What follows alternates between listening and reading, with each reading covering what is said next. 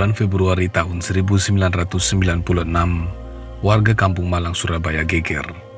Seorang warga menemukan potongan kepala manusia berjenis kelamin perempuan di Sungai Wonorejo.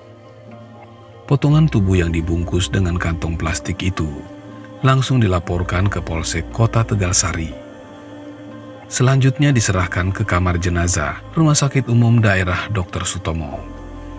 Berita itu lalu menyebar dan diketahui Agus Purwanto, warga Kampung Malang. Saat itu, Agus memang tengah gusar, lantaran kakak perempuannya bernama Puji Astutik belum pulang ke rumah. Agus lalu mendatangi kamar mayat Rumah Sakit Umum Daerah Dr. Sutomo. Betapa kagetnya dia kalau potongan kepala itu adalah kakaknya. Polisi lalu bertindak cepat dengan mengumpulkan sejumlah saksi. Dari hasil penyelidikan dan keterangan yang dikumpulkan diketahui, sebelum meninggal, korban sempat terlihat masuk ke rumah Astini di Kampung Malang. Keduanya memang bertetangga. Tidak berapa lama kemudian, polisi menangkap Astini. Dia dituduh terlibat dalam kasus pembunuhan, tapi Astini membantahnya. Polisi tidak putus asa dan terus menggali informasi terkait dugaan kejahatan yang dilakukan wanita ini. Di hadapan polisi, Astini akhirnya mengakui kalau dialah yang membunuh Astutik dengan cara memotong-motong hingga beberapa bagian tubuh korban. Diceritakan kejadiannya pada bulan Februari sekitar pukul 4 sore hari. Saat itu, Astini sedang duduk santai di depan rumah kontrakannya. Tiba-tiba, dia dikejutkan dengan kedatangan Puji yang hendak menagih utang sebesar Rp20.000 yang dipinjam Astini sebelumnya. Saat ditagih, Astini mengaku belum memiliki uang. Menurutnya, untuk kebutuhan sehari-harinya saja sudah tidak ada. Alasan itu bukan 1-2 kali didengar Puji. Karena setiap kali ditagih, jawaban itu menjadi senjata Astini untuk lolos dari utang. Puji kesal dan langsung naik pitam. Dia lalu memaki-maki dengan kata-kata kasar.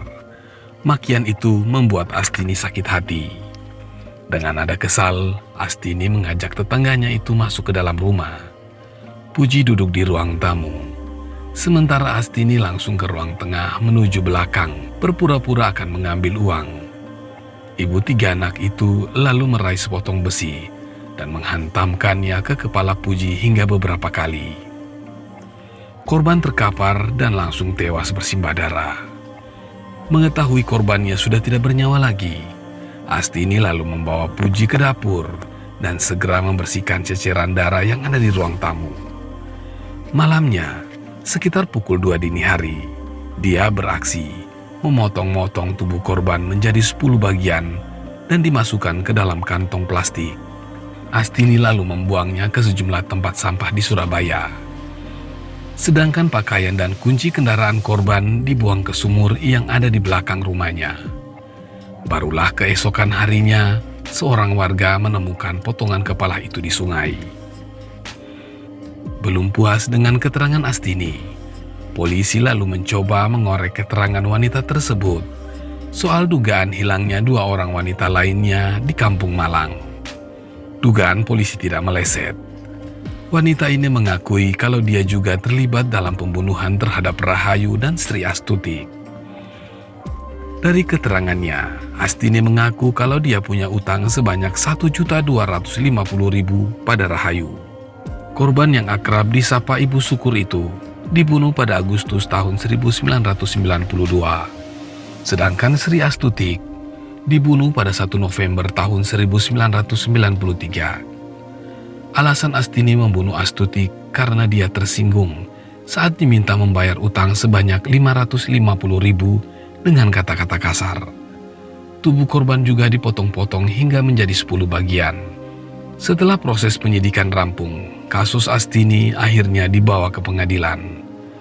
Majelis Hakim Pengadilan Negeri Surabaya menjatuhkan hukuman mati terhadap Astini.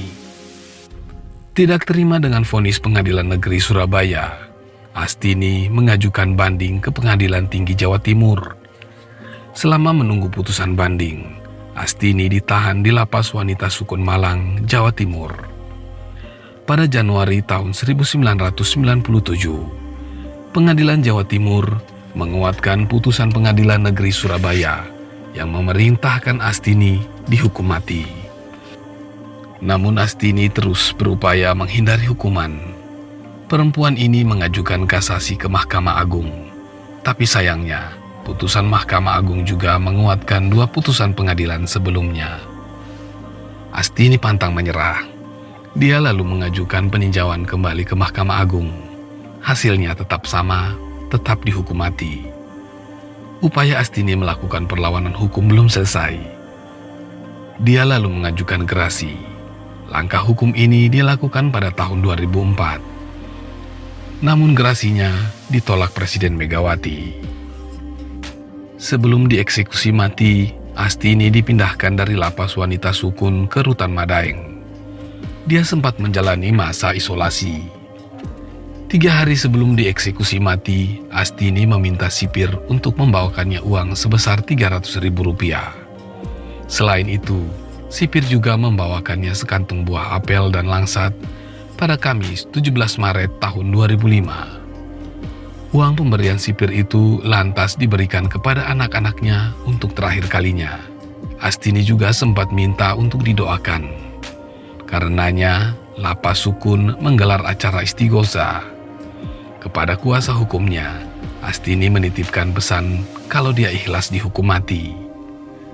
Sepekan kemudian, tepatnya pada Minggu 20 Maret tahun 2005 malam, Astini dibawa keluar dari Rutan Madaeng. Dia mengenakan pakaian terusan putih dengan kerudung hitam. Astini sempat mengambil air wudhu dan berdoa sebelum meninggalkan ruangan rutan. Dia nampak pasrah. Wanita ini lalu dibawa ke sebuah tempat di bagian barat Surabaya. Disebut-sebut tempat itu merupakan sebuah lapangan yang masih masuk Kecamatan Benowo. Di tempat yang luas namun remang-remang itu, wanita ini berdoa kembali. Dia lalu didudukan di sebuah kursi yang jaraknya sekitar 5 meter dari regu tembak anggota Brimob Polda Jawa Timur. Terdengar aba-aba dan tiba-tiba terdengar rentetan tembakan. Seketika, tubuh Astini terkulai setelah peluru bersarang di tubuhnya. Tim medis lalu memeriksa kondisi Astini dan dinyatakan meninggal tepat pukul 01.20 dini hari. Jasadnya lalu diangkut menggunakan ambulans menuju Rumah Sakit Daerah Dr. Sutomo Surabaya untuk diatopsi. Menjelang subuh, sekitar pukul 04.30, jasad Astini dikuburkan di tempat pemakaman umum TPU Wonokusumo Kidul, Surabaya.